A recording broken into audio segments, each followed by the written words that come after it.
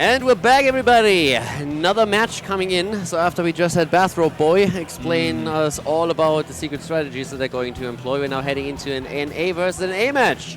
And yeah, this is going to be good. Yeah, I feel like this is the hypest match we've had so far. It's going to be Diamond Hands versus Simplicity. Some, high caliber players here coming out.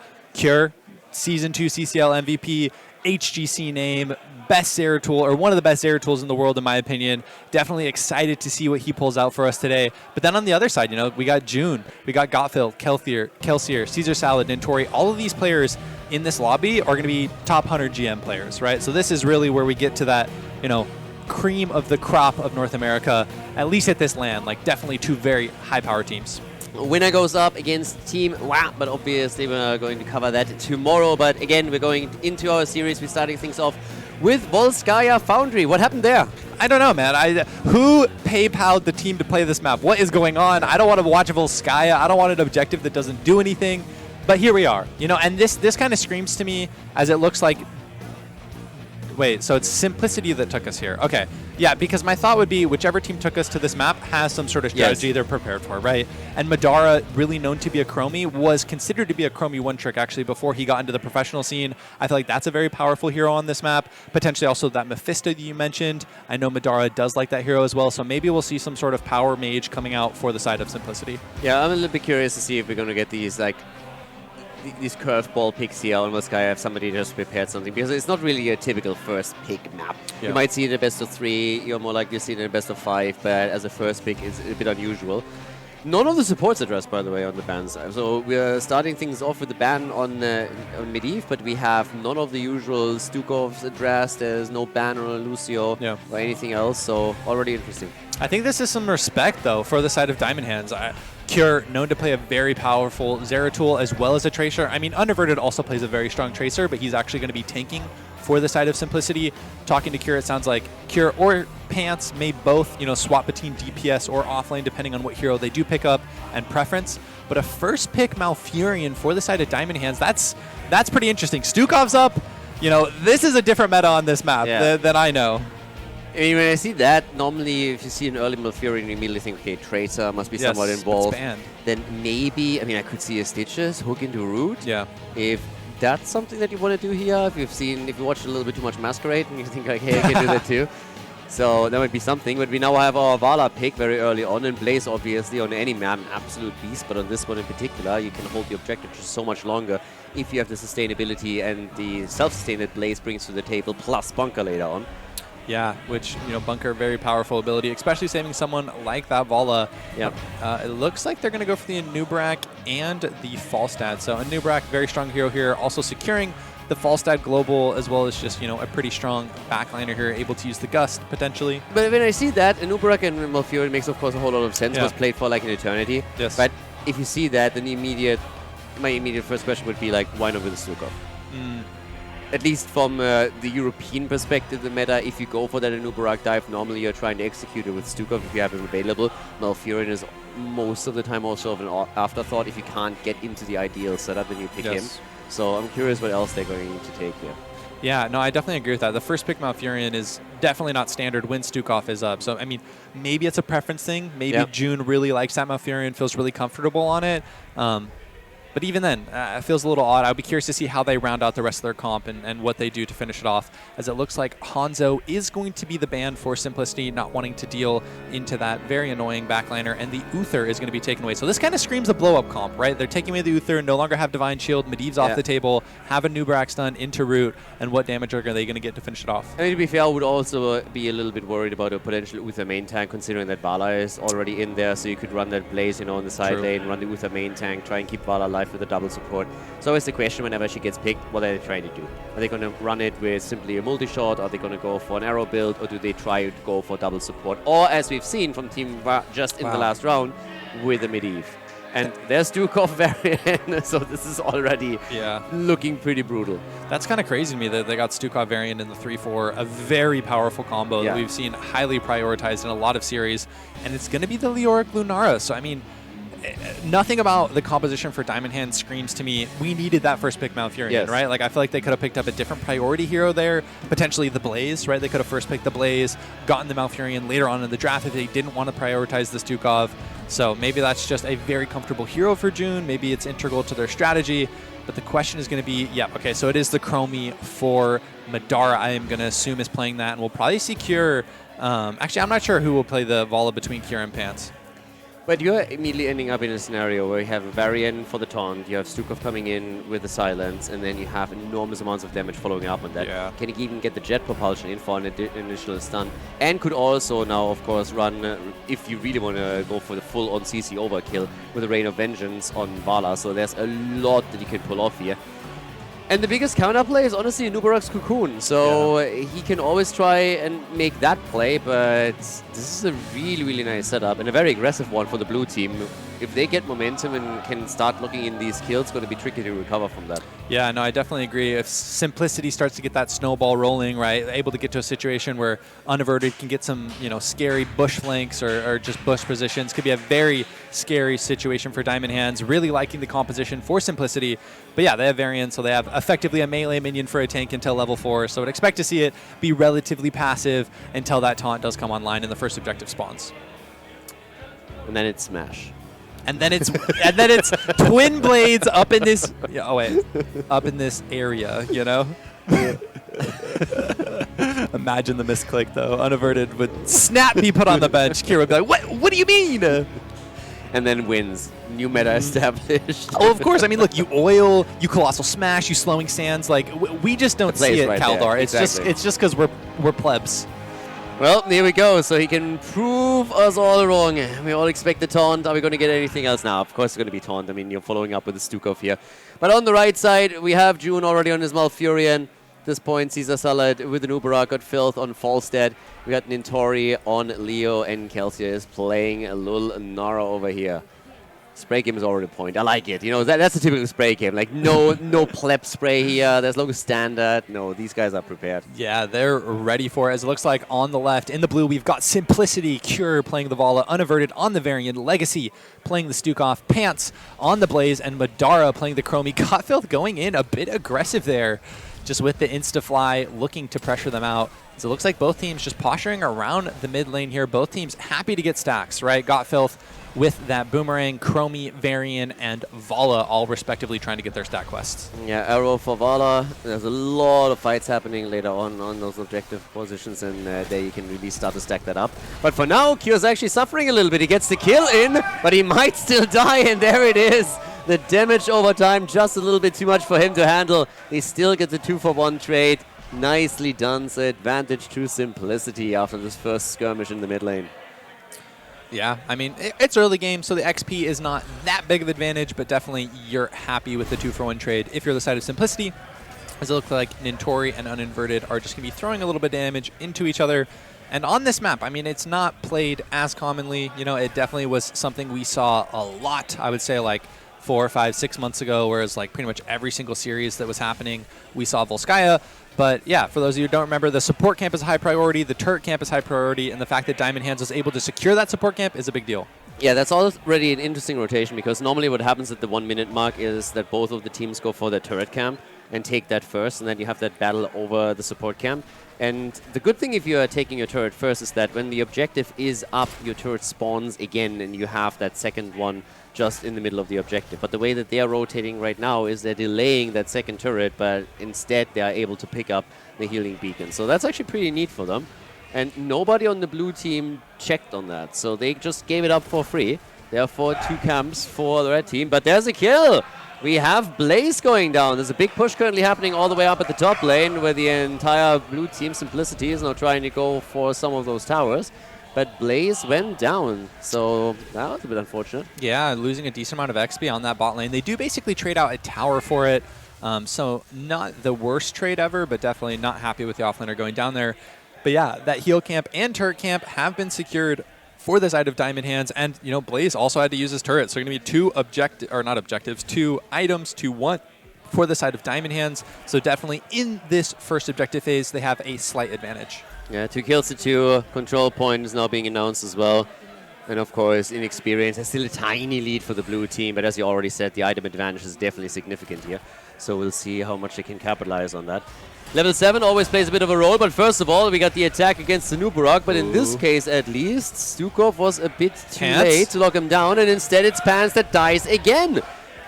Yeah, going a bit too aggressive there. Hits a good 3-person stun, playing out a lot of damage, but just staying a bit too long.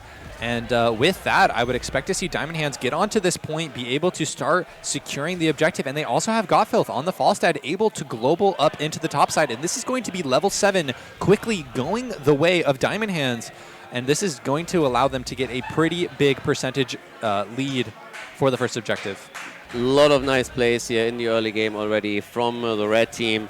Blaze gets caught with his pants down twice and dies, and now of course at the bottom of the map, even a push coming in while they're taking the objective. Kure is already in the middle here with Vala though, so they could try and make a play for it. Madara at the top, battling it out with Falstad. And with 60% already to their name, things are looking pretty good for Diamond Hands at this point. Yeah, and this is Simplicity's map, right? They took us to Volskaya, so this was their choice. So interesting to see that they got out-rotated with the first item camps coming up, as it looks like Simplicity wants to get the turret. Kure is going to pick that up as Taunt's going to go down on the Nubarak here. A good Stukov silence with the follow-up. June actually a bit too far forward, going to get Blaze oiled into the stun, and June falling low, going to be taken out. The healing camp comes down, the turret comes down, but it's not going to be enough to save him. Legacy, though, getting rolled onto. Godfilth doing what he can, not going to be able to get him. Yeah, Legacy at this point definitely a little bit low. Has to be careful here. It gets healed up again, and they're making the move forward for Nubarak. Unaverted, nearly prepping this for Kure, who was looking for the kill here. Level 8 is in. Chromie there for can now use the slowing sands. And everybody for Diamond Hands already low after this encounter. They have the objective at 99%, so if they can move back in and just take it for a short period of time, they're going to lock in Protector number 1 either way. But now we also have the support camp back up on the map, so there's quite a lot on the map that you can do right now. Yeah, definitely. And all they need is about one pick. Legacy starting up the healing camp, though. Nintori and June stepping up onto the objective, forcing them off. And this may actually be the first objective going the way of Diamond Hands, as it looks like a misrotation from Simplicity opting into the heal camp, and they lose the first objective. But maybe they're okay with this, right? You have a Chromie, you have a Vala. Both of these heroes will be able to stack pretty well off this first objective, and you shouldn't lose a fort. You should only maybe lose a wall or two. Yeah, if they want to make a play there, they need to make sure that Kure is also coming back in, though, and really gets those easy stacks against the Protector. But right now, level 10 is very, very close for Simplicity, and that, of course, gives them an added advantage when it comes to the defense here. Madara is already starting to poke it a little bit down from a distance. Vala still caught in that 1v1 against Falstad topside. But down here, the walls go down. And interesting also, the Protector didn't make the typical rotation towards the top, and one of the main reasons is, of course, that you cannot destroy fountains any longer. So back in the day, before that happened, it was always a rotation for the next objective lane and trying to take the fountain down to take sustain away from the opponent. Yeah. But I actually like that change. This is one of the few changes I like. Yeah. It's a good one. You can't cheese it all that much anymore. And that makes the fights, at least here, a little bit more even when it comes to objective number 2 and number 3. Well, there was like so much wall cheesing shenanigans too. There was like Genji plays. Yeah, yes. Where I think it was a good change, you know, and Infernal Shrines, you could take the Khazra camp, you can Grand Vision over the wall, take the fountain down, and then all of a sudden you have an immediate edge on the objective. So I actually like that change. Yeah, me as well. As it looks like both teams have achieved level 10 here. Looks like it's pretty standard across the board. Two that, you know, can go either way. Lunara going with the Leaping Strike, Malfurion as well with the Tranquility, so opting into more of that regen and sustain, which I think is pretty good, you know, to counteract the strafe as well as a lot of this Chromie damage that is going to be coming in. But June, you know, did die in that last team fight. They were still able to secure the objective, but does have to be careful. If ever gets taunted, going to be a very dead Malfurion. It's actually really funny how dead even they are currently. Level 11 to 11, 3 kills to 3 kills. Nothing has really fallen in regards to structures yet. So they're both trying to establish a significant advantage that they can snowball a bit. 11 stacks for Kure, also nothing crazy yet. Yeah. Chromie at 32, though. Pretty good, as it looks like Varian only needs about 4 more to finish up their quest. Falstad at 27, so, you know, stacks across the board looking okay. Not great, not bad, but, you know, they're doing decent as this game is progressing. 13 going to be achieved by both teams pretty quickly. Would expect neither one to necessarily make a huge advantage. Sim will maybe have a brief window where they could, as Nintori looks for the Entomb, not able to connect, may lose their life for it, as it looks like Unaverted was looking to charge around, but a good route from June stopping that aggression. Yeah, the good thing on Entomb is that the cooldown is obviously so low, so if you YOLO one out, you normally have it back for the next fight either way, but that could have definitely been a bit better there. But as they're going for their camp, the Simplicity boys make the move topside and take the entire wall down, and even more than that, and the red team is late rotating and dealing with it. So another great rotation from Simplicity that allows them to take some of the structures down without even having to fight for it. So job well done. Yeah, really smart read from them, recognizing that they were most likely on the turret camp, as it looks like Kure going to activate the strafe. Decent amount of damage going in onto the Notori here. Actually, Caesar Salad going to push onto the point. Tranquility coming out, as well as Leaping Strike going in onto Madara. Kelsier doing a lot of damage. Leo falling in the back. Kelsier trying to kite out. Pants not going to be able to connect that stun, and Kelsier is going to survive. Yeah, healing being gets immediately used there, so 4 kills to 3 now with Leo going down. And good saves also from Simplicity. That bunker was so important for them here.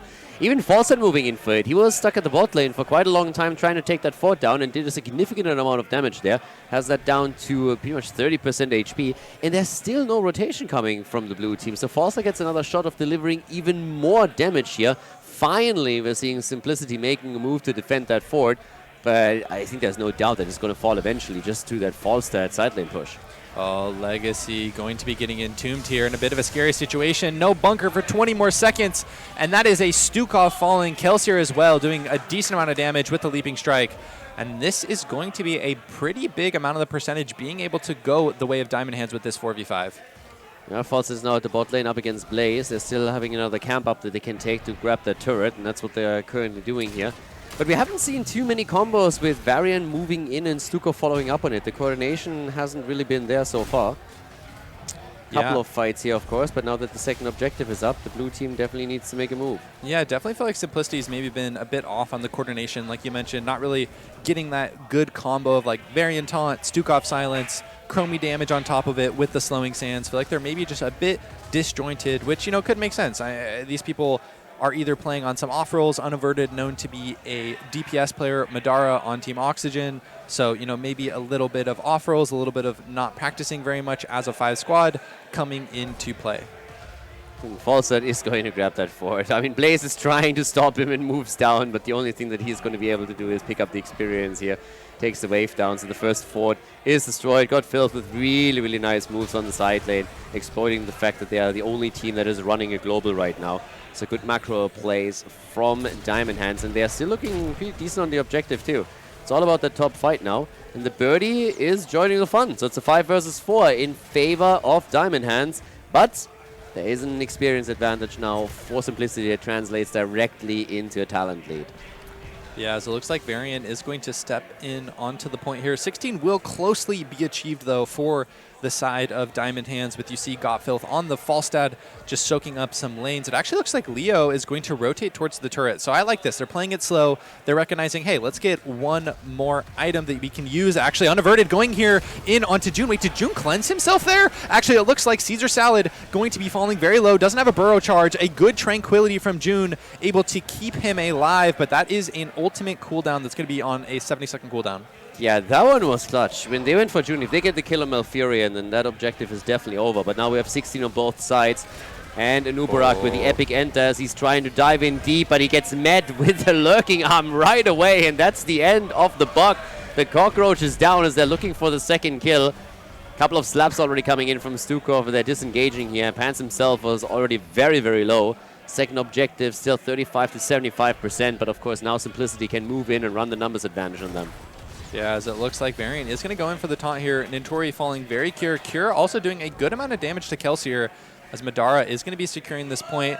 And Pants needs to be getting the rest of this double soak. Anubrak is going to be up in 10 seconds. Potentially, if Blaze is still bottom, they could look for some sort of 5v4. But yeah, I don't know if they're going to be able to get it in time. Actually, as you see, Falstad flying on the mini-map, and Toon coming out, not going to be able to connect. Yeah, Kure also needs to be careful here.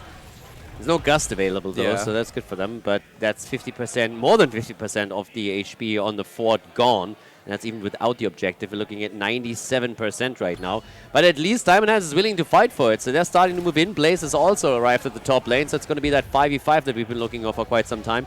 With heroic abilities ready for everyone except Vala. And Leo, to be fair. Yeah, as it looks like Valas is 4 seconds away. Leo about 15, so 99 to gonna be 99%. This is going to be a pretty big objective on the pacing of the game. Whichever team gets this should be able to open up the map. Unaverted falling pretty low. The taunt going in onto the Leo. Trank coming out from June, as well as Nintori is going to be the first to fall. Gotfilth as well, half from Fancy Pants. But it looks like, I believe, this should be Simplicity securing this objective. Yeah, at this point for sure. Leo activating the trade definitely didn't help here, so now they're going to lock in the Protector, and that top fort is already forfeit. That is way too low. The only question is what can they do afterwards. They're locking in the Elite in experience too, and right now Diamond Hand's still willing to defend. But I gotta say, Falstad is getting mad value this game on the side lane. Yeah, I mean, like, he got a fort, he's going to knock at the keep soon, so... Yes. It's not really a good position for the blue team in the sense that they are really uncomfortable moving Blaze down time and time again. I think things will shift a little bit once that the objective spawns at the bot lane. Yes. Because top side is not going to be that important right now. They still have a fort there. But you can tell they're not happy that they have to split Blaze down to the bottom of the map all the time. Yeah, it's kind of their bunker and save, right? Like, yeah. you know, if someone gets entombed, if a Nubrak's able to engage on someone, they kind of need the Blaze there to actually be able to save them. But they don't have anyone else that can safely soak. You know, you can't send a Vala alone, you can't send a Chromie alone, as it looks like Nintori going to be getting more trait value as they have another death here on the Leoric. And with that, they can now start pushing in even further. So Leo just came back and he dies again. Objective about to go down. But keep in mind that Varian could, with another taunt, also try and lock them in here. But here comes the play, and Nubarak is down. They get the second kill. The Cocoon was already out, but now it's Simplicity just pushing in again and taking a second fort. Fort eliminated. Kure is farming some damage with the strafe here, and is currently sitting with Vala at 50,000 damage. Just so you put it into perspective, Lulnara is at 25k, half the damage that we're seeing from Vala, and Leo is top damage at this point in time for the red team with 31,000. Yeah, wow. A lot of damage coming out from that Leoric, but also Kure just absolutely doing so much on this Vala and staying alive. You know, that's really what differentiates good and great Valas. You know, it's fine to put out a lot of damage, but to be able to not have a lot of deaths while you're doing that, that's really what you're looking for. And level 20 here, going to be a pretty decent power spike. I mean, auto attack upgrade on the Vala, I feel like is really strong. Chromie with this Q build, getting that level 20 upgrade as well is going to be really strong. So I feel like, though, for Diamond Hands, getting this level 20 Entomb as well as Wind Tunnel is going to be a massive advantage. So I feel like once they hit level 20, they will have a couple more teamfight tools to potentially set themselves up for success. Yeah, and I gotta say that Falstad is just getting so much value on these lanes. If this is a long game, he could be the reason why they take this. Time and time again, you find him on the side lane, pushing the structures down. They're just running out of space a little bit here. They've only destroyed a single fort, and they're now battling again for more items, so they get the healing beacon. It's 20 versus 20, and Falstad with the wind tunnel. We got the rewind, and also the burning despair for Leo. An NA special right there. Yeah, he said, I don't need level 20 Entomb. I mean, I guess I feel like they feel like they're lacking damage here. I feel like the Entomb would have been pretty good, but yeah, definitely going to be more of a menace in this early game. Pants actually getting their charge stopped here as the Entomb does come out as well. Wind Tunnel, very good from Gottville, throwing Legacy and Unaverted into the corner, but the bunker from Pants is going to be able to come out, and that's going to be a lot of ults used on both sides. Yeah, Unaverted was jumping in immediately looking for the taunt, but couldn't get it through. Pushed back now, but with that, the move for the top lane. The blue team trying to go for that keep wall. And maybe even a kill against Leo. Yeah, they wanted another one. They wanted him to get max trait value, but recognizing Gust is down, Trank is down, no Entomb for another 20 seconds, we can look to force the issue here. We can look to get the pressure. Oh, that was close. Wow. Varian wanted the chicken. Didn't get anything, though. Got Phil barreling away. And now they're turning it on Kure. And that could be a kill. They lose the Nubara. Can they get the counter kill? Yes, they can. Lulnara is also dead. A 2-for-1 trade. Vala still working with the RNG arrow. Wow. 3 versus 4. And big plays also at the bot lane. I mean, if Falstad was still at full HP, he could have maybe even flown down and started pressuring the keep. Someone has to deal with that because the second catapult is now moving in at the bottom of the map. Yeah, and we see Blaze actually responding to that. But I mean, you saw how hard Simplicity fought in that top lane for that keep wall. Falstad basically got that bot keep wall all by himself, just split pushing. So as Khaldor has been mentioning, Gotfilth getting so much value on this Falstad. And look at him. He's there again. He's at it again. Just barrels forward and is doing exactly what he needs to do with the global. Yep, getting so much value. But one thing I want to know in these team fights, I feel like a Nubarak is just blowing up. The Vala with the chromie damage is just so much. Caesar Salad just being put in a very hard situation. You want to burrow in to engage, and then just gets blown up and dies. They are just playing macro. They have Falset on the side. Now they rotate Leoric in and Malfurion. And by the way, Falset is not that far behind in damage. Falset is at 26,000 damage. It doesn't sound like much. And Leo has 42k, so he's way ahead. But Lunara only has 1,000 more than Falstad. So Falset is there for the fights. Nintori is trading damage on the side lane over and over again, and now that he has Burning Despair, he can farm it even further. But the Birdie is nearly matching Lunara's damage output. So he's getting the side lane value. And you look at the minimap now, they are starting to suffer a bit. Later in this game, once that all of the walls are exposed, Falset could make a big difference here, and already does. Yeah, definitely. And the fact that he also has like 190,000 siege damage, as well as being so high up in hero damage, is a big thing to know, as it looks like Nintori going to get on this bottom objective, securing some percent for the side of Diamond Hands.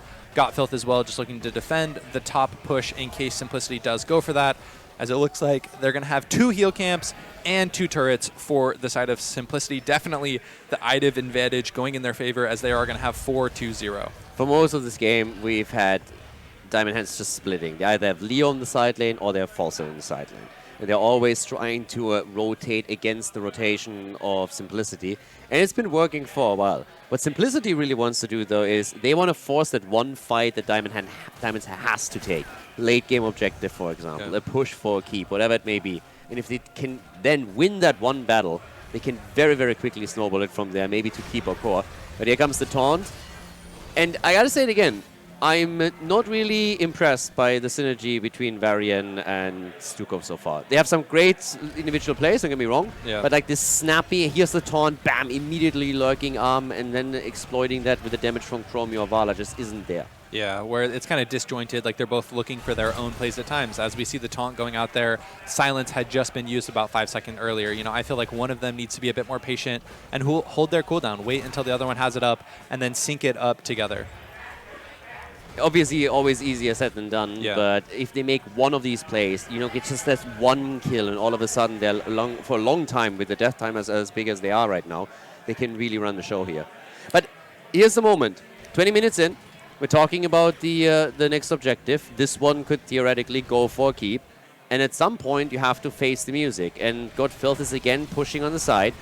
Red team doesn't really want to battle in. Here's the combo that we've been talking about the entire time. And Nubarak goes down. The execution was there. That's the timing. In comes Varian with the taunt. Stukov is ready for it. And the birdie flies in too late. The follow-up kill against Leoric is, of course, perfect for Simplicity here. They lock in kill number 12. And now they have a shot at not only the objective, but also do some serious damage. And maybe even get more kills, but not like this. No! Wow, the turnaround damage from Gotfilth and Kelsier able to take out the Vala, and that's big. This was potentially a game-winning push, at the very least a keep-winning push, and now it's simply a 4v3, soon to be a 4v4 or even a 4v5. I don't even think they get a keep off of this because of the Vala dies. Vala is the one hero that wasn't allowed to die there.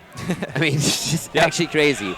And honestly, in that 3v5, to identify that position and say like, hey, turn right now, take her down, that was big. That was really, really big by Diamond Hands. So great play by them. And as you said, that shuts the entire push down.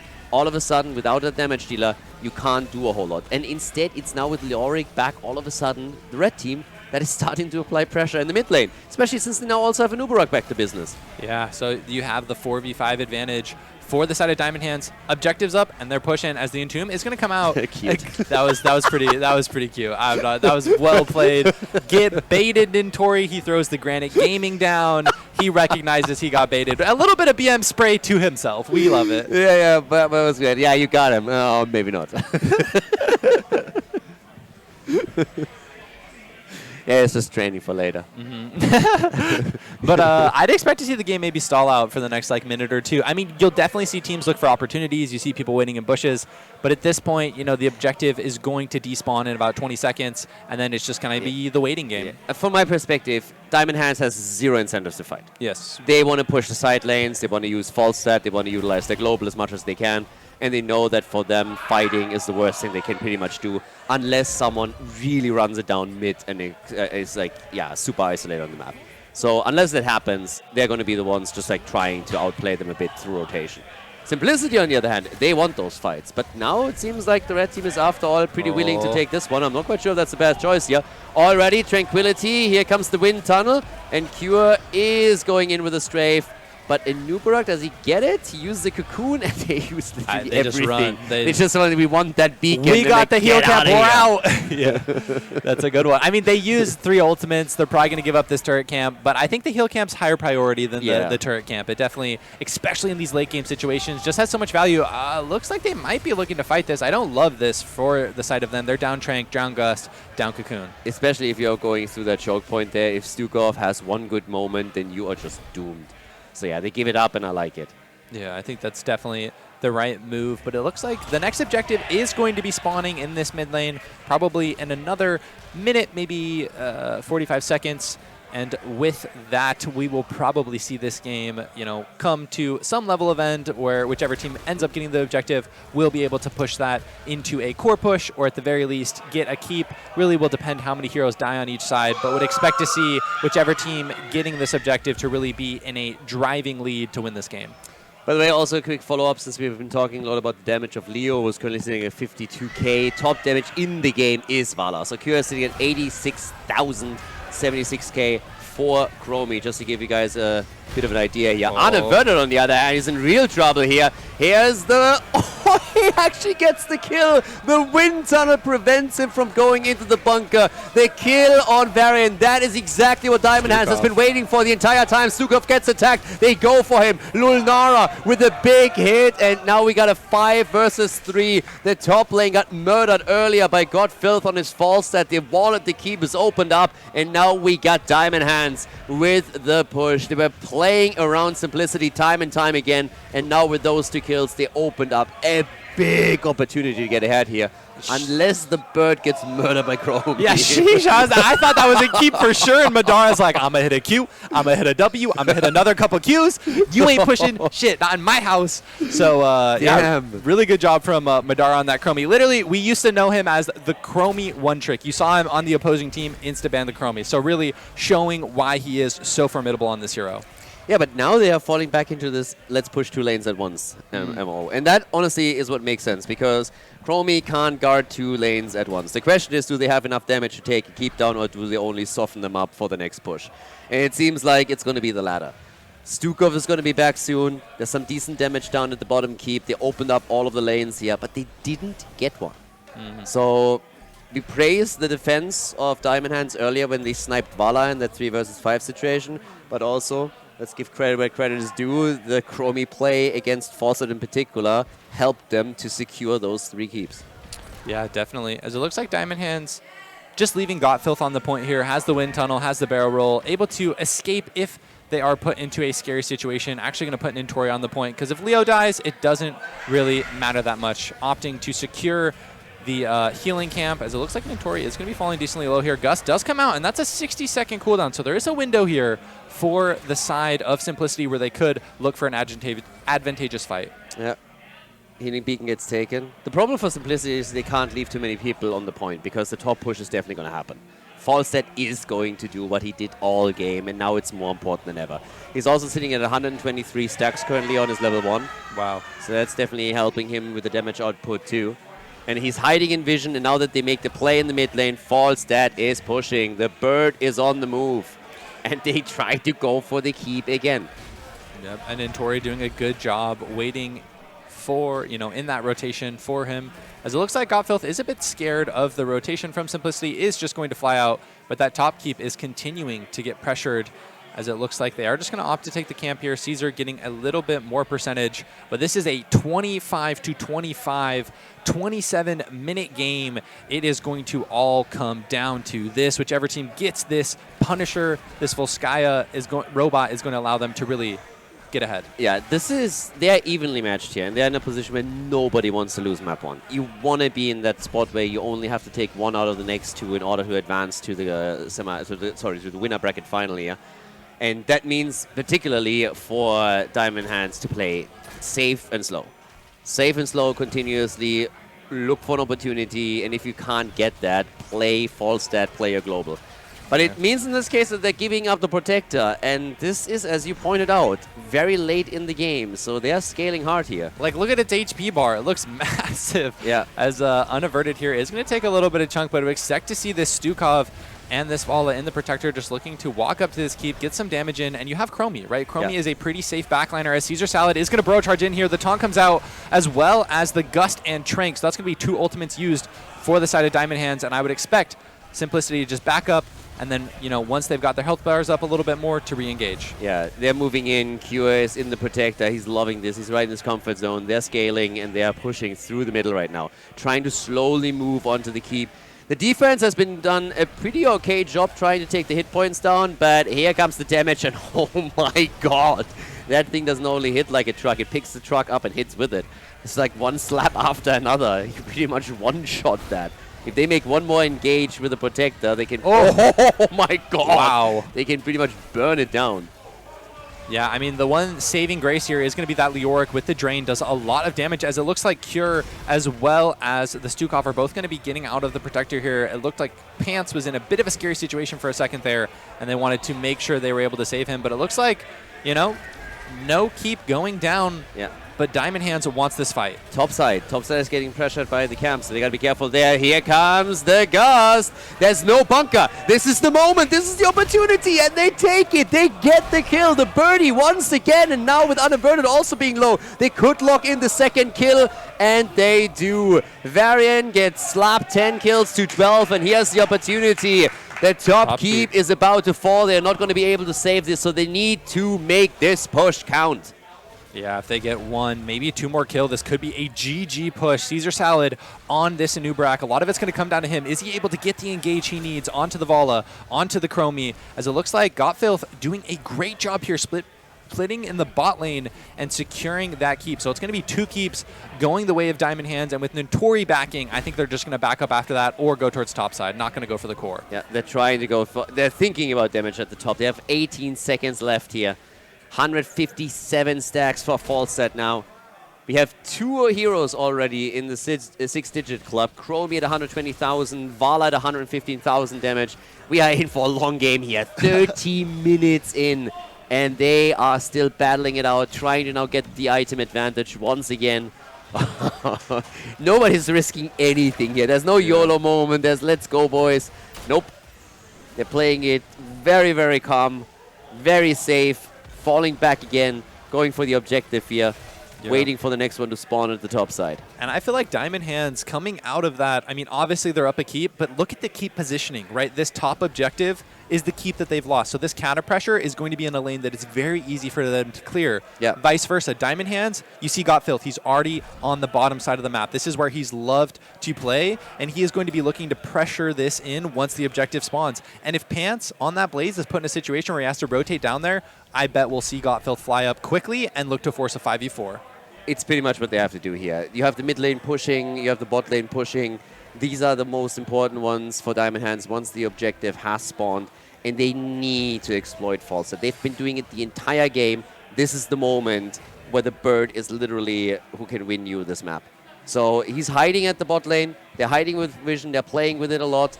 Everybody, the 5-man for the blue team is topside. Simplicity is, of course, reacting to Falset soon. You have even Leo sitting in that little Nokia above him to make sure that he catches the rotation early. He can always escape. But Falset is going to push for that core. And now that the control point is unlocking in 20 seconds, it's going to be really, really difficult to properly split for the blue team. Yeah, and they also have the Wisp vision. They just have so many tools checking out this Falstad's rotate to make sure that he's okay. Gottfilth doing a good job here, just channeling the back in case he sees someone walk up to him and he's in a scary situation, constantly canceling it before it gets to the last second. Really, really good plays from Gottfilth this game. Just so much pressure on the Falstad. I like this, though. They're going into the middle, they're trying to snipe the keep here, and that immediately forces Diamond Hands back. So they are going for a bit of a drive-by. They know that this keep has no hit points whatsoever. You come in with Chrome, you get a few hits in, and that's it. So that's an easy free keep that they just got. Gottfilth is at the bot lane, and since they still have vision, he can now push this one out very, very soon. There's a lead in points on the checkpoint, or in percentage points. We got 13-0, but here comes the birdie. And they're rotating away. Okay, he has to fly. Yeah, it could be a scary situation if Gotfilth. Oh, if he gets taunted, he's dead. Oh. Can he fly out? Stukov Legacy? Okay. That was close. Yeah, that was way too close. He nearly flew into Kure as well. That was the entire time when he was like, dude, do it, like, now. Yeah. I was very scared for him here. And this actually provides an opportunity for Simplicity. You needed that. Falstad was going to be a constant pester. Oh. They're sneaking Leo down. They really, really don't want to fight them. All right, looks like they're just going to wait for Gust. It's, 25 seconds away. The fly is probably 30 to 40 seconds away, so they're going to wait for those 2 cooldowns. You see Gotfilth insta-barrel rolling, just going right back to bottom, looking to establish more pressure. But I don't know if they can give up another objective. Surely not. It's 34 minutes, and I feel like that objective would just kill the core so fast. Diamond Hands is just playing Rat Dota here. That's what they're currently doing. That's literally what's going on. But as you said, I think they can't give up another objective. I honestly don't think so. So what they're trying to do is like get as many items as you can and then use that. Falstad is pushing this out. Then again, on the flip side, think about what's going on here if catapults make it to the core. That's true. 35 minutes in, these things are going to murder. And they are engaging into a 4v5 up at the top. It's good in Tomb. I think Gotfilth canceling the fly, so going to be on like an 8-second cooldown at this point. As it looks like Diamond Hands is going to be walking up. Objective on 99%. They're going to be able to get on Caesar Salad in maybe a bit of a scary situation, though. Nintori down to half. Pants with the massive 2-man blaze stun. The Train comes out. The Gust comes out. But Lunara has already fallen. Bunker is out for Pants. What are they going to be able to do here? Can they turn it around for the side of Diamond Hands? It's a 5v4. Caesar Salad is the next in their sights. As Pants, though, on the blaze may die himself. No, he gets in the objective, Khaldor. Yeah, they get the objective, and I just think that Diamond Hands, they outplayed themselves a little bit here. Oh, Phil. They went into the choke point. They need some kills. They need them now. It's the only chance. The birdie comes into the middle. He could have pushed this earlier. They didn't need to take the fight at the top. He could have pushed earlier, but he's trying to do it now. He gets catapults. He's at least trying to. Some damage on the core, but again, this bad boy here is going to absolutely murder and crush the final structure on the right side. In comes Caesar Salad. It's going to be a race, baby. The shield on the right side. Look how quickly that protector takes down the core, though. Oh, the Katas! The Katas! Oh! 2%! Oh my gosh! Oh my god! Y'all hear that, crowd? Simplicity winning it with 8% on their core. Wow. Barely winning it out there. I mean, Gotfilth on that false step. They lost, but I feel like he did everything that he could in that game. 50,000 experience, 450,000 siege damage, almost 80,000 damage, 0 deaths. But here's the thing. When they took that fight and he flew up, imagining him staying. Yeah. Honestly, I expected that when they waited this long to go for the objective, I expected them to say, okay, let them take the objective. Falstad pushes so hard on the core that they have to send people back. They can't defend. Then Falstad flies over and we try and defend somehow. But they funneled into that choke point. They lost a few of them. And if they just keep Falstad down at the bottom, push initially, the catapults are going to be there right away. So as nice as that play at the end was, as much as I liked it, as close as it was, I can't help but think, why did you fly up? Yeah. Because they literally funneled into that choke point at the edge of the checkpoint. Yes. And then they get killed there. And if he just stays at the bottom, there's nobody there. Yeah. Yeah, no, it was definitely a hard one. I mean, in those clutch moments, I'm sure his team was calling him up. Their objective, 95%, 96%. And it seemed like Caesar got on the point, wanted to try and secure it. I mean, if Gotfilth just never left, I wonder if someone from Simplicity maybe would have been able to get a back off sooner and actually stall that out. Maybe someone like the Blaze. But either way. But you could see how uncomfortable Nubarak was. Yeah. When it was at 90%, I was like, all right, they're letting it go. Yes. They're trying to go for the core. They're going to try and prevent them from hearthing back. Yeah. Falstad is going to push the catapults in. And maybe, even if the blue team goes, they're just trying to back up with everybody else so they can get in there. But then they move in, and you can see Nubarak is like, ha ha ha, I need to be on the point. He's like, I'm about to die. I don't want to be here. And Falstad flies up. I would love to be. We need something like a system where you can just like we had with other games in the past where you can just like replay it from that moment in time and just like change it. I want to see how that would have worked out because I'm just sitting there as like, I think you could have won this. Yeah, no, they definitely maybe could have. They had like 3 or 4 katas coming in. And Yeah. if those are, I mean, we saw how much damage they did at the end. Yes. And I was also wondering if maybe Gottfilth could have actually cleared the wave out better. You know, maybe you're using one of the boomerangs to clear out the minion wave so that the katas weren't throwing a couple of shots into the melee minions and then the range minions. But that's min-maxing, right? When you're in that clutch moment, it's like there's a lot of things going on through your head as a player. Pumping, everybody's screaming. Yes, your team's yelling, hit the core, hit the core. Like, yeah. It's like, okay, do we fight? Do we not fight? What do we do? Damage 90%. We gotta go. Yeah. So, yeah, but I like the way that they played with the macro, but I would expect that Simplicity comes in and says, okay, either we're going to ban all the globals out, or we're going to pick at least one global for us because we're not playing this game again. Yeah, no, definitely. Okay, so what did we think about the Malfurion? I mean, looking at the healing numbers, we have 213,000 for June on that Malf, 123,000 for the Stukov.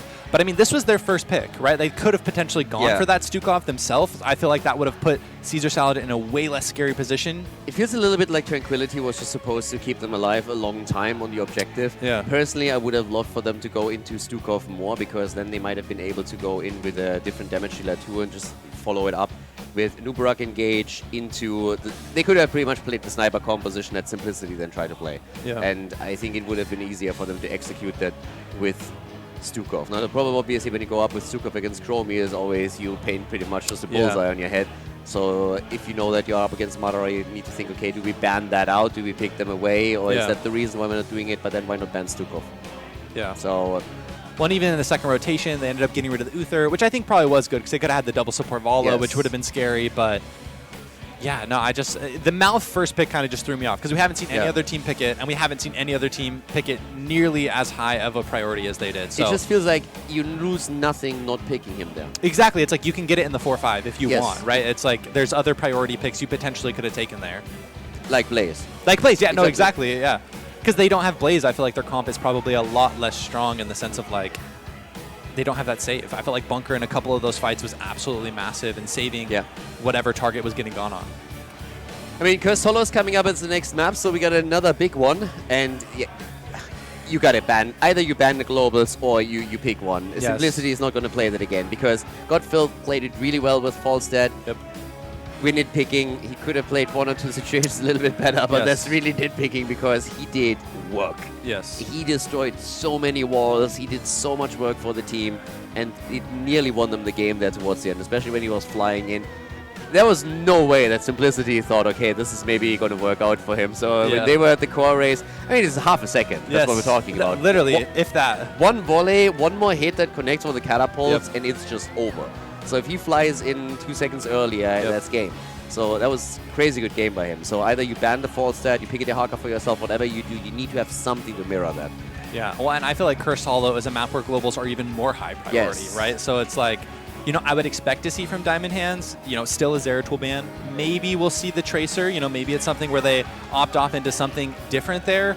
But I would like to see from the side of Simplicity either banning away that false stat, picking away that false stat, but just getting that away from Gottfilth's hands because it felt like he was an absolute terror on that. And his wind tunnels as well with that Leo Entomb. There were 2 or 3 fights where, you know, you saw Legacy on the Stukov a mile away, and like the tanks are just getting blown up from the side of Diamond Hands. And obviously, if you have Gus here and you make a play for boss, you can always use that to control the boss point.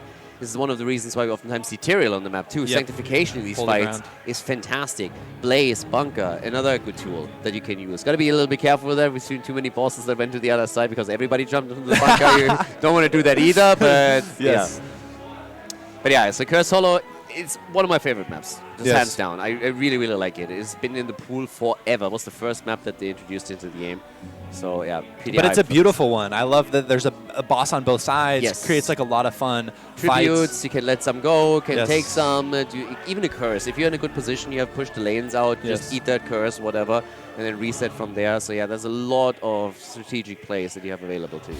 So you said it's one of your favorite maps. Are there a couple heroes that you specifically like to see on this map? Or I mean, you mentioned the Tyrael, you mentioned the potential Blaze. Are there other maybe like DPS supports that you feel like are very powerful? I mean, those 2 in particular, I feel like you can also get with all the zone controlling supports, a lot of value around the tributes and obviously on the boss fights too.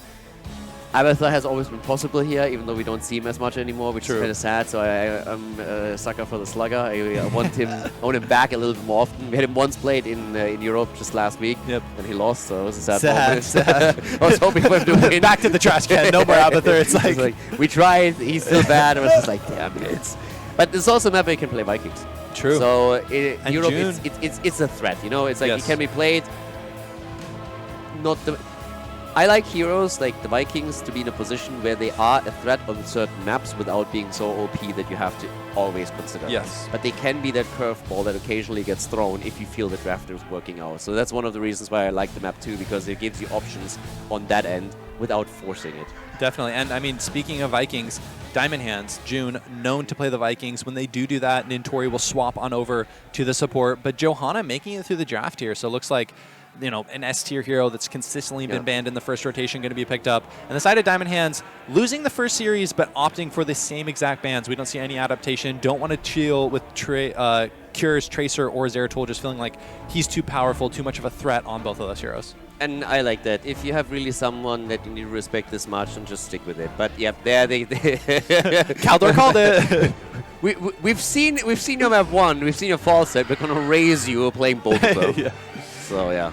Brightwing, the only one less. Unless you want to do something like an Abathur. I mean, Vikings. What are your thoughts on the Vikings in a global matchup? Like, do you feel like it's good, or because I feel like it's kind of hard? Because if you want to do a 4-person push, they can double global down on you. I feel like Falstad and Dahaka both are decently strong into like the solo Vikings in the lanes. Makes it much more difficult. You can still do it. I feel you need the push power in the 4-man to really exploit the Vikings and put so much pressure on these side laners that they can't just sit on lane the entire time and then do what you said, just global down. Have a push play through the 4-man that is so strong that they have to be present and then run it after they move in. You need to survive that move down and then you have to reset from there and utilize the Vikings. It's possible, but not really the strongest. So if you have this much global against you, it's definitely not a point in favor of them. The ETC ban, so that makes me feel like they're taking away, the stage dive. Yeah, they Yeah. don't want to allow any global threats for the side of Diamond Hands. But they do have a Lucio, right? Lucio, a very strong hero in, allowing fast rotates, but definitely a massive global advantage for the side of Simplicity at this point. And I don't really see how, if you're Diamond Hands, you counteract that. Like, you don't want to pick up a Brightwing. You already have the Lucio. So if you're picking for some sort of global, some sort of big map pressure, you're kind of left with Vikings at this point. There is a Muro pick. Bladestorm? Bladestorm Samuro? Glorung, is he? Yeah, Glorung, are you here? No, but I mean, all jokes aside, they have to, they can't let them play their global play. Yeah. You need to have something, maybe you pick up a Sylvanas or whatever, anything that can help you push, and then you need to, you need to initiate. You can't just simply let them stay on the lanes there. But it's a real solid setup that they have. I mean, you could even go Cocoon Gust now that they picked up a Nubarak and Hanzo. We haven't seen a support on their end yet, but if you go for Stukov here, for example, you have Nubara and Stukov as a combo, could still pick Brightwing. If you just want to run around them and side push and whatever, then go and triple it. Well, and I like this too with the Anubarak and the Hanzo, both heroes that have pretty good stall in the tribute, right? Hanzo known for such high power stall, and they go Phoenix with Muradin. And they all have escape tools. Okay. Every single hero has an escape tool. They can run around them all day long with that lineup. Yeah, definitely. And that's the thing, is I'm worried that we're going to see a situation where Simplicity is just stalling out the objective, and the Dahaka and the Falstad are getting so much value. Yeah. Jojo, we talked about it earlier today, is now in the side lane position, so Muradin is the main tank, so they have Johanna on the side lane, which I like a lot in big team fights later on. You have the two tanks at the front. We got Filth with his Phoenix again, and there's Rhaegar, so yeah. The doggy in the house, a little bit more value also on the camps, but very macro-heavy plays now from Simplicity. So after they experienced it firsthand in game number 1, they're trying to return the favor here on Cursed Solo. Yeah, and Gottfilth is off that Falstad, which he had such a strong performance on. But really, I would say the player that I think of most when I think of Phoenix, at least in the current day and age of Heroes of the Storm, I feel like Gottfilth is consistently the one I see pull out with the Phoenix and able to get those solo kills like we saw earlier, able to actually get a lot of impact. So he's going to kind of be my player to watch coming into this series. How much value can he get on this Phoenix? Can he potentially get a solo kill on, Fancy Pants on the Falstad or, Madara on that Hanzo? Because I think that's going to be really important. Is just that Gottfilth is putting down a lot of pressure on this Phoenix to those side laners.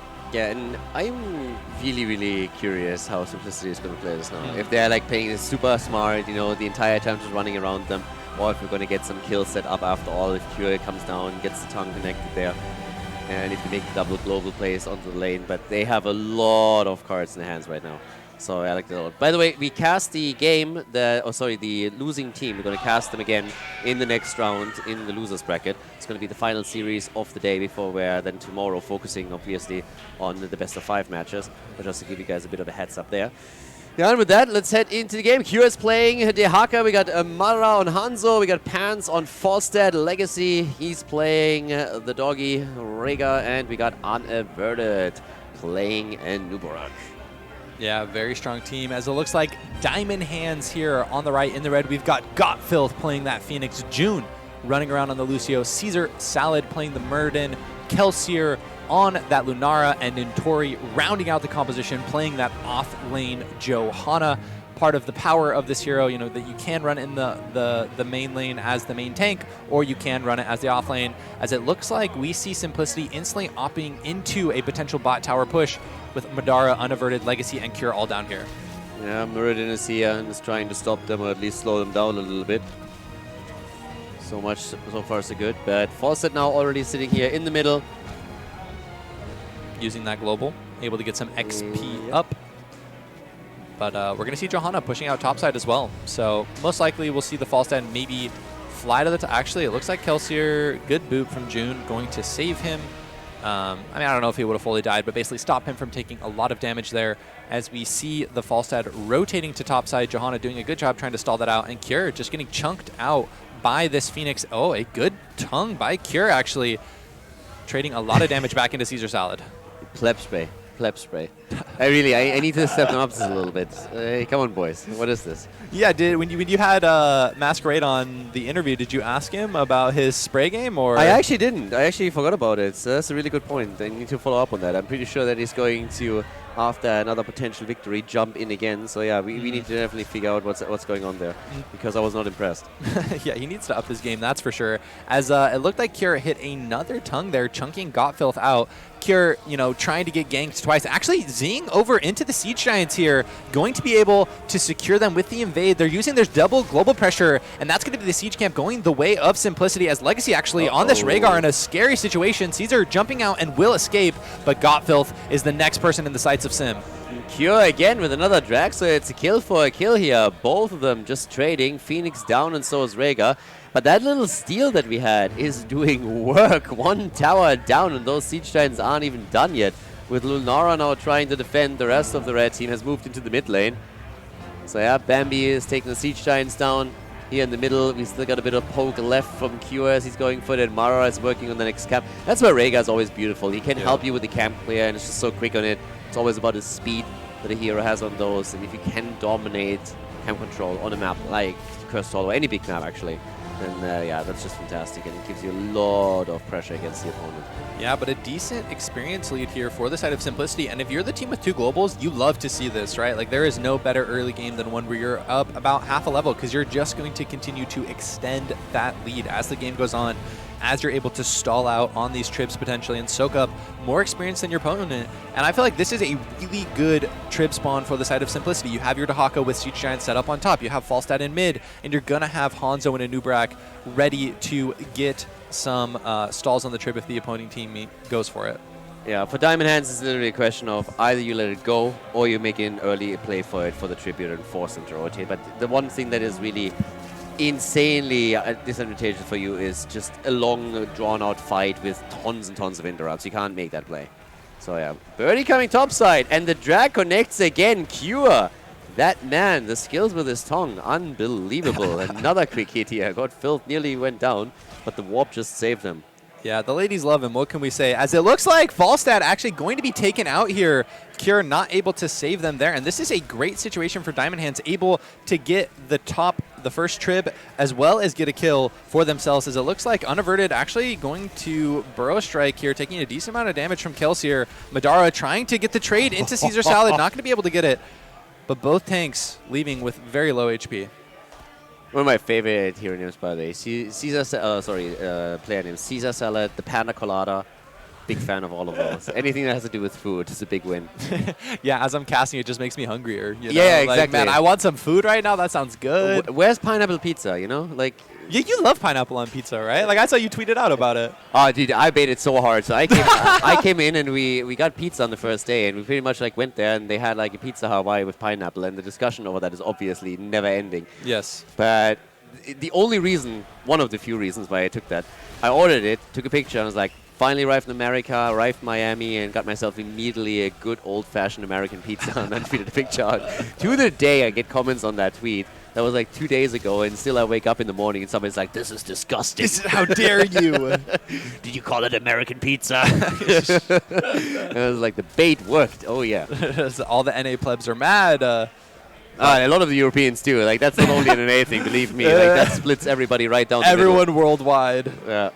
Pineapple and pizza, yes or no? The discussion that never ends. All right, 1 in chat if you like pineapple pizza, 2 in chat if you don't like pineapple pizza. You know, out yourself right now. Let your friends know. Unaverted here on the Anubarak, actually falling pretty low here. I believe he's already bro-striked. Not going to be able to get the kill here, but let's see. All right, wow, that's a lot of ones. All right, respect. That's how you make the plays. Yeah, but 2 kills to 1. We got 9.5 currently. So both of them are going to hit level 10 at roughly the same time. 5-minute mark has passed 2, so bosses are now up. All right, what's happening? Both teams getting close to 10. Sorry, I was just looking at chat. So many 1s and 2s trying to see what the poll is, what people like. But the bosses are going to be spawning. Level 10s are going to be achieved. We've got Falling Sword, Avatar, Salvo, Leaping Strike, Helping Hand, as it looks like both teams are just going to opt into the boss trade. This is always the boring version of it, when both just go for their boss and it's like, yeah, okay, you take yours, we take ours. That's a boring one. I love it when one of the teams, you know, just goes in and says like, let's YOLO, let's roll the dice here. Let's see who can win it. But in this case, they're both playing it safe. Nobody is making a big move for it. I haven't seen the fort go down yet either. The globals have so far not really done a lot. Careful, there's the pressure. Yeah, good gust. Yeah, very good gust coming out from the Falstad there, securing their life, as Madara is going to be able to finish that level 1 W quest, but tributes are going to be 2-1 in favor of Diamond Hands. So next trib will potentially be a curse for them, as it looks like Dahaka is going to be digging behind this Phoenix. Gottfeld going to actually teleport. Oh, they gets the drag. Oh, that NA arrow. Narrowly missing the target. NA ISO, you hate to see it. Ancestral coming out here maybe a little bit early, as Unaverted is going to take a lot of damage and is surely not fall. How dare I assume? Not bad. Good escape there. I like it. But yeah, up at the top, I mean, they threw everything at Phoenix. Like, the poor guy. First, he dodges the ult from the Haka, then the tongue connects. The arrow flies through, too. No matter where he moves, he's dead at that point. Yeah, Kure really has been on point with these Dahaka tongues, though, hitting so many of them. An ability that really is pretty feast or famine. Kind of a hard one to hit, have to be pretty close to people, but Kure, one of the best at securing those. And level 13 is going to be achieved before... for Simplicity, before Diamond Hands. I wonder if we'll see them try and have their double global soak it out and then look to secure this trib, as it looks like Diamond Hands, if they want to get this, they may need to look for a quick fight before 13 is achieved. Yeah, right now it's obviously all about like tribute number 3, so you have to take that fight if you're the blue team. But there's already the jump out. So far so good. Nintori playing this well, has to use the ult, no other way. But they are willing to fight this, apparently. At least they're still sitting around here. Phoenix isn't even there, so they need to be super careful. The isolation is also hit. There's a cocoon. Obviously, the blue team wants to force that. There's nothing that they want more than this fight. Big talent advantage for them, but it's going to end up in a 2 tribute to 2 tribute situation. So the next one is for all the marbles. Yeah, that's a lot of ults used for the side of Simplicity, though. So is Diamond Hands hits level 13 here in the next couple of seconds. They potentially could have a window where they could take an advantageous fight. No cocoon, no isolation, no Hanzo arrow, but they may just look to opt into fighting over the trib in, you know, about a minute. Just depends what they're looking for, as Nintori is going to be falling pretty low here against the Dahaka, forced to back out, but really is just going to be clearing the waves, and that's what you're looking to do on this off lane, Johanna. Yeah, where other people have a tongue, like Kure has a homing missile or something like that thing hits everything. Has he missed one? Nah. Like every single time the camera zooms in on him, he drags someone else along. It's like he just doesn't miss. That's true. I mean, Kure, before this series, I saw him over there with a hand warmer. That's the old HGC trick. You know, use the hand warmers, get yourself nice and warm before the game. Exactly. That way your fingers are primed up and ready to go. No, I absolutely agree. Miami is so cold. True. You definitely need those hand warmers I'll here. keep it in the LAN center. It sometimes is pretty cold. You could just go outside for like 2 seconds. True. That's true. But we're gamers here, Khaldor. We don't like the sun, all right? Being outside, hell nah. Wait, Diamond Hands is just given this trib? They said, no thanks, we don't need it? Yeah, I mean, it's a really bad spot for them, but I'm still a little bit surprised that they did not even try to poke. So yeah, they just give it up. They trade for the fort at the top, and now they're going full defense on them. Thing is that Foresight pushed out the bot lane already, so somebody needs to deal with that soon. Seems like Jojo's going to be the one taking care of it. Yeah, as it looks like Lunara, Murden, and Lucio also walking on over. Johanna actually walking to the mid lane, so would expect to see this mid fort potentially fall as we still have a curse for 45 seconds. Phoenix 1v1ing in the top lane versus the Dahaka, but level 16 closely approaching for the side of Simplicity. Once we see that, I would say keep your eyes on Madara playing this Hanzo. Potentially could look for an arrow, as it looks like they're actually looking to force the issue on Diamond Hands before 16 is retrieved by Simplicity, but they're not going to do it in time. Yeah, the blue team is just walking away with a bigger and bigger lead as all of this continues, and with 16 they can soon make a play for boss. I don't really think it's going to take too long for the bosses to be back up on the map.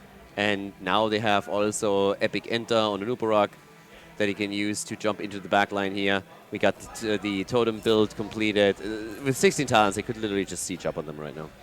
Yeah, and it looks like on 16, isn't that the percent damage for the Hanzo as well? So going to provide more tank killing onto this. Oh, June with a good boop. Oh, the Hanzo arrow.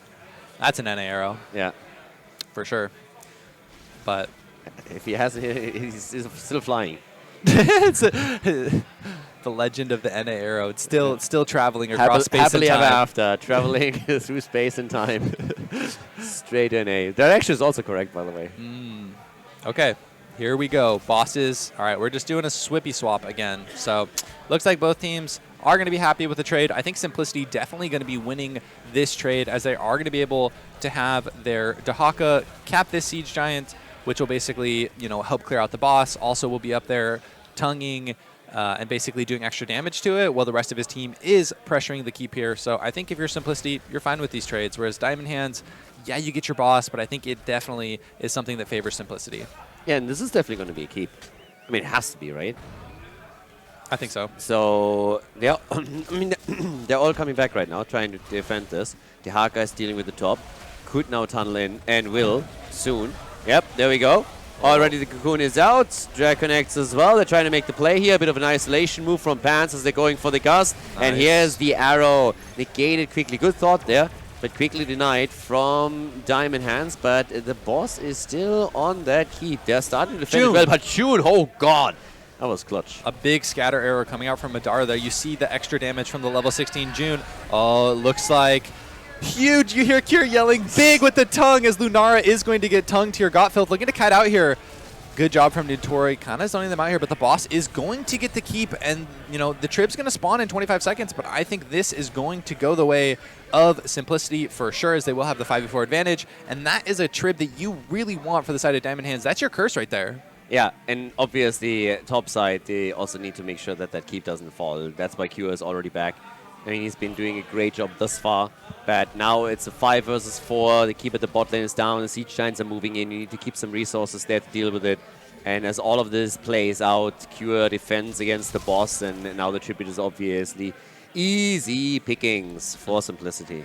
Easy peasy, baby, as it looks like Gottfilth is going to be clearing out the top Siege Giants on this Phoenix, but level 20 is potentially an option for this next trip spawn, depending on how long it takes for the side of Simplicity. I mean, they're about a level and a quarter away. They're going to get this night camp. I would expect that they soak pretty much every single lane with that Falstad, with that Dahaka, and if they're able to get level 20, it's a really big opportunity. Diamond Hands needs to make something happen. Oh, I like this bush camp coming out from Caesar Salad, but Madara scouts it out. Yeah, Kure gets attacked here, but is still totally fine. Could go for the drag again, waits it out, really plays with Lunara here. There comes the arrow. Hans already making a move. Jojo jumping out, and they're still fighting it out. But again, even talents. Cocoon Gets bursted down. Oh! Beautiful timing. Nicely set up here. The cocoon, and just before he gets attacked, the gust comes out. Then the drag from Kure again connecting with Lucio. And Rhaegar moves in for the kill. Now they're going for Murden. The dwarf is dead too. And they are just pushing it further forward. And Kure dies. Yeah, really good job from Gottfilth and Kelsier turning over onto Kure as soon as they see him Z behind, and they're able to trade one for one. The Murra died in the backline, popped the Avatar, had a lot of HP, was trying to get out, but wasn't able to actually survive. But, you know, with this, level 20 about to be achieved for Simplicity, and they're able to take this trip. So if you're Diamond Hands, soaking is the name of the game. We need experience. We need level 20 before this next trip spawns, because if we don't get it, we're getting cursed again, and that's potentially, you know, a game lose situation. Also, by the way, what exactly did Kure do to Rhaegar? Like, did he insult his pet, his dog, or whatever? Or why did we not see an ancestral or nothing? It's just like, because Kure's washed, man. He keeps missing tongues. Legacy's like, if you hit your tongues, then I'll give you ancestral. But I don't know. I think he was just maybe a little too far extended when he died there. Why they're playing it easy for just a second? I got a question. I need an A perspective on this. I have my own opinion, but I need to know. You know, dwarf toss from Murden? Yes. Who tosses the dwarf? Mother Earth.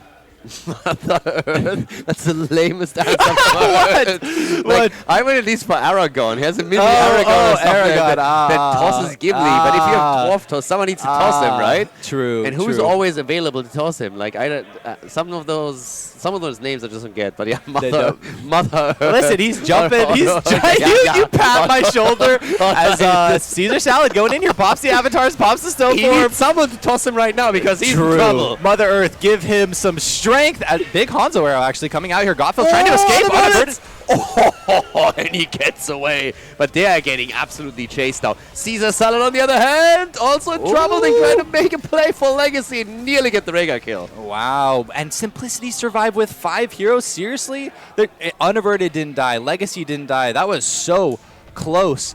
But that was pretty clean. Yeah, but I mean, all the ults have been used. They'll have Isolation, they'll have Gust in 25 seconds, so those are 2 things that they potentially will have to help with these defense. You have 1 minute, Diamond Hands. What can you make happen with this curse? Yeah, they're starting to push right now. Top lane shouldn't really be a problem, but as we said before, they need to make some plays, and they're going through the middle now, trying to take the fort apart, so that's the first step here. But can they go a bit deeper? If they can get kills here, it would be so good for them. Beautiful dodge from Unaverted. Sees that coming from a mile away as Murden jumps in and hits the Storm Bolt. Still a 5 versus 5, but the blue team is pressuring now. Red team. The other blue. Yeah, bosses are going to be spawning here, so it looks like Diamond Hands is going to opt to rotate over. Would expect them to go for a bush camp here. Would expect them to not just start it up. It's a trap. Oh, Kure. They go for Kure. The Gust. Jojo with the 20 now, the cooldown reduction. I mean, she is going to absolutely crush. This is going to be amazing for them to have Jojo with 20 in those fights from here on out. Bosses are also both up, and now the stakes are raised. Ford at the bot lane, by the way, gets also attacked from the minions. Ooh. That should allow them also to get something done here. Wait, Diamond Hands is thought that Simplicity was going to be rotating into them, but it looks like they just opt to trade the bosses. I like this play coming out from Simplicity saying, hey, all right, 5v5 team fights, yeah, you might be a little bit stronger, but we got that global pressure, and we have a fort in the bot side. We also burst these bosses down with the Hanzo. I think that's a very smart play from the side of Simplicity. They also, next trip's curse for them. Yeah, not only do they get now pressure on the keep at the top, but they have a much easier time defending the bot lane. There's still half a fort standing. So that's great for them. Yeah, they're buying a little bit of time, and as he said, they have 2 tributes already. Well, it's just like a scary situation, right? You have to walk past this night camp. We saw Diamond Hands jump over that wall looking for a potential pick, but I just think Simplicity outsmarting them there, making the superior rotation and just saying, you know what, we don't need our boss. Let's just take yours, and what's yours is mine. 18 minutes in now. Yeah, still defense at the bot lane. That's not going to be a problem. That keep is going to be totally fine. They're just opening up the top a little bit. Yeah, damage so far, 63,000 for Hanzo. Easily in the lead here. We got 44,000 for Phoenix. Once again, also underlining what you said earlier, that he is just exceptional on that hero.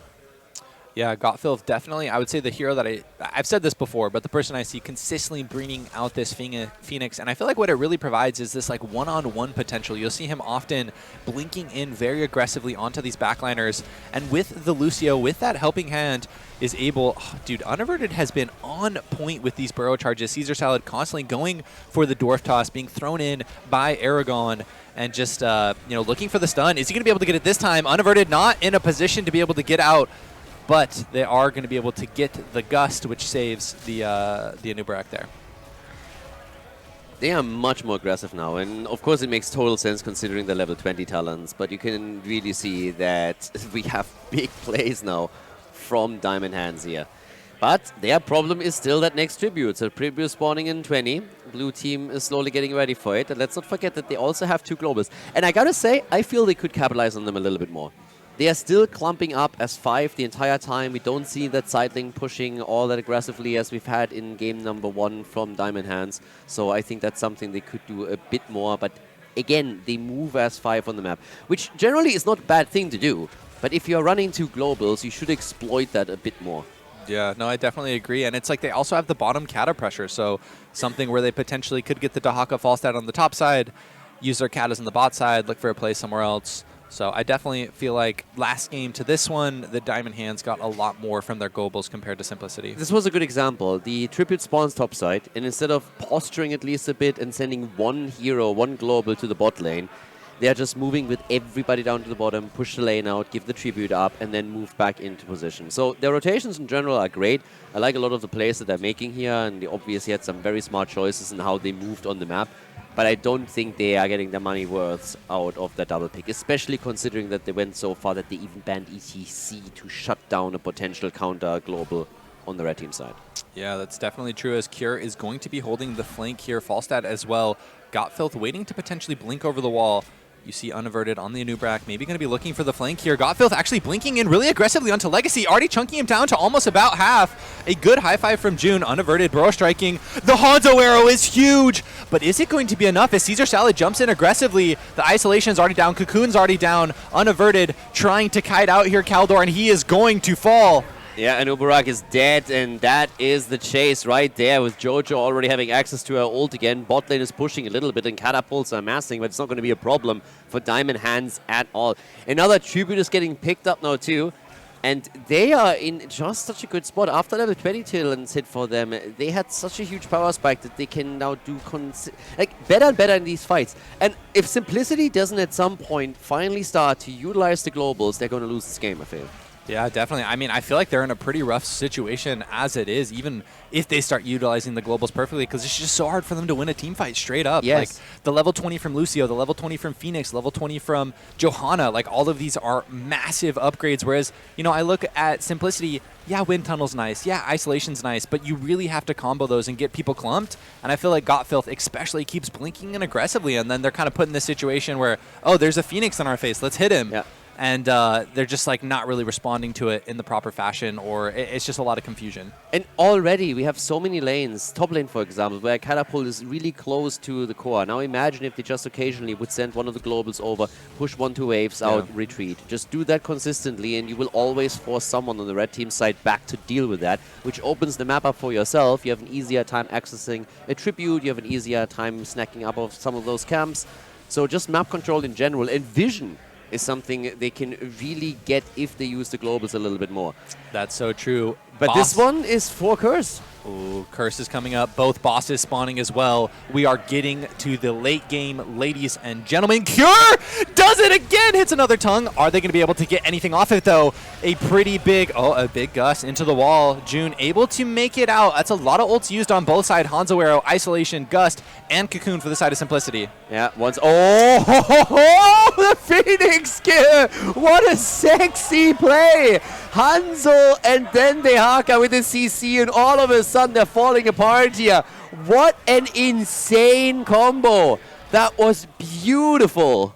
Wow, and this is going to be Boss and Curse going the way of simplicity, and this is potentially That should be game. Yeah, this should be game. I mean, 23 minutes, and the boss is marching straight for the core. still no Phoenix or Lucio for about 35 seconds. I think this is going to be game for the side of simplicity, unless something drastic happens. Maybe you get a Murd and Stormbolt into a double leaping strike onto like a Hanzo, onto a false side. But I feel like this is simplicity's game to lose. Yeah, absolutely. I would have loved for them to play a bit better with this globals, as we mentioned, but that last combo, oh my god.